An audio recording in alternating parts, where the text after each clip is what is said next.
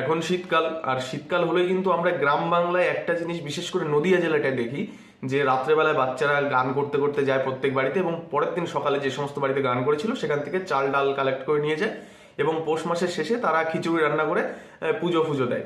তো এটাকে কেউ বলে আলোই, কেউ বলে হলোই। তো কিন্তু এটার অ্যাকচুয়ালি যে নাম সেটা কিন্তু হচ্ছে হুলুই গান। এটা কিন্তু নদিয়া জেলার একদম নিজস্ব ফোক সং, লোকগীতি।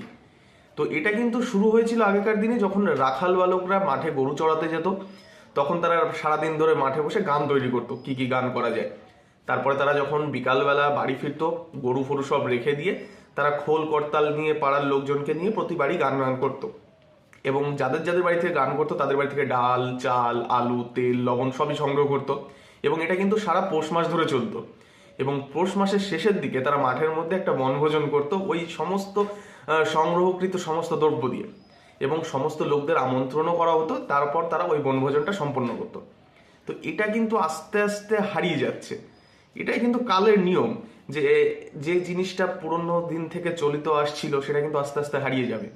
এই এখনো কিন্তু আমরা দেখি যে ছোট ছোট বাচ্চারা যারা এই হুলুই গানটা করছে, পরবর্তীকালে কিন্তু তারাও করবে না।